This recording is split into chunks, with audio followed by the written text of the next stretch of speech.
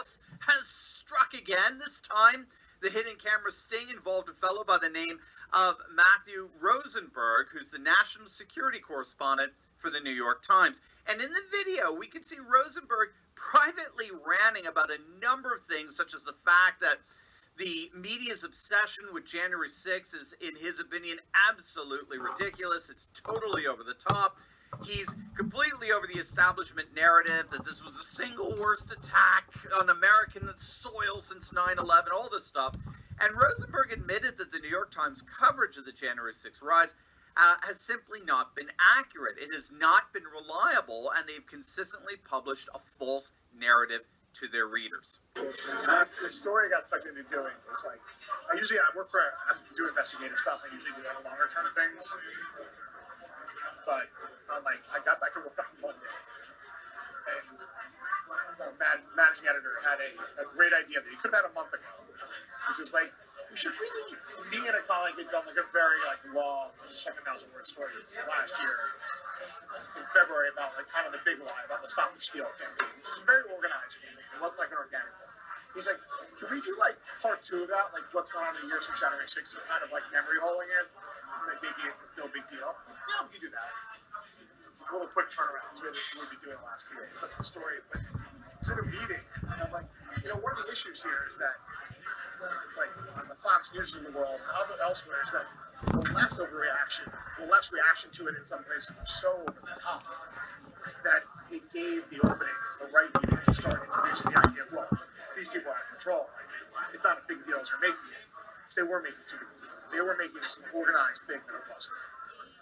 And that gave the opening for the ludicrous and the right to be like, oh, well, nothing happened here. It was just a peaceful bunch of tourists, And it's So according to this New York Times reporter who was on the grounds of the Capitol building when all hell broke loose on January 6th, according to him, January 6th was actually not that big of a deal. But it's been fabricated into one by the left-wing activists disguised as journalists over at the New York Times. Now, James O'Keefe of Project Veritas points out that even though Rosenberg knew this, that didn't stop him from writing the article he was asked to write, debunking the so-called big lies that January 6th was no big deal and that its significance was largely a fabrication of the left and so on.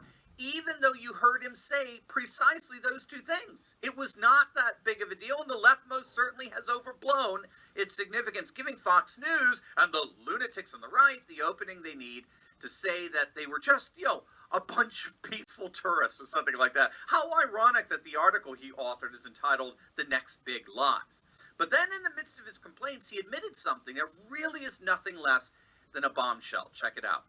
Not Fox, not Breitbart, who actually went and uncovered the fact that there were a ton of FBI informants on the people who attacked the Capitol.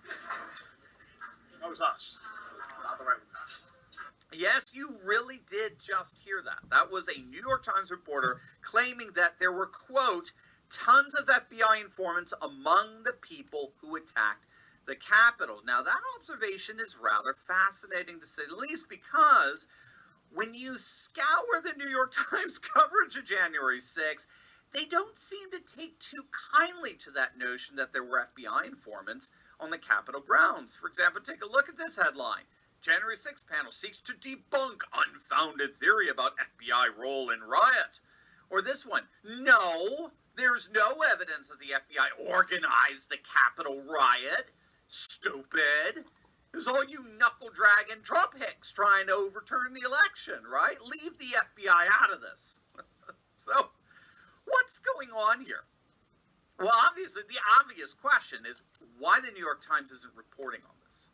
If they knew that there were, quote, tons of FBI informants among the people who attacked the Capitol, as Rosenberg explicitly stated, why are they not reporting that? Well, we've talked on this channel a number of times about the precise way the media sets the agenda for Washington, D.C. It's rooted in something called agenda-setting theory. That's at least what scholars call it. And agenda-setting theory is a field of study that explores the influence of the media on setting the political agenda and prioritizing political causes and policies. It's long been recognized that what the mainstream media focuses on or what current events get attention is the major driver of what counts as a viable political agenda, which of course is always radical left.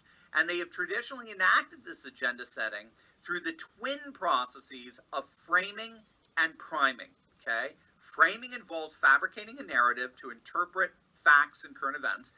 And the purpose of fabricating a narrative that interprets and explains the events is in order to what's called prime the audience. And priming involves the ways in which framing encourages and influences to think, feel, and act in accordance with the media-driven narrative. So framing and priming are the two ways in which the mainstream media exercises its agenda-setting authority.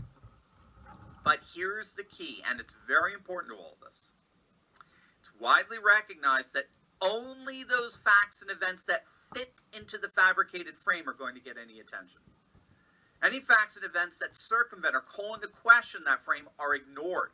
They're dismissed. Increasingly, it's nothing more than QAnon kook conspiracy theories.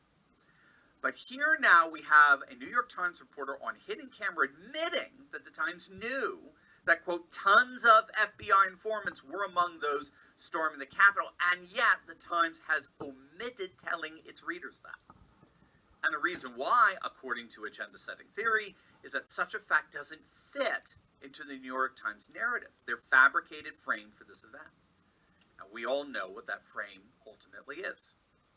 January 6th was supposed to be that singular event that decisively buried Donald Trump and the MAGA movement once and for all. That is the significance of January 6th as far as the media swamp in D.C. is concerned. And nothing that could contradict that agenda is even remotely admitted into the frame. And yet, as a number of pundits are pointing out, Trump and the MAGA movement are in many ways today stronger than ever before. They're taking over the Republican Party, particularly at the grassroots. They've taken over the Republican Party in terms of massive fundraising with Trump's Save America PAC, and they're increasingly taking over the GOP at the state and federal levels as well. So the New York Times could try to hide the truth all they want, but it's all, in the end, irrelevant. Their days of setting the agenda for the nation are indeed coming to an end, and there's absolutely nothing that their silence can do about it. Now, before we go, you will definitely want to check out my latest video on the Biden presidency absolutely imploding as of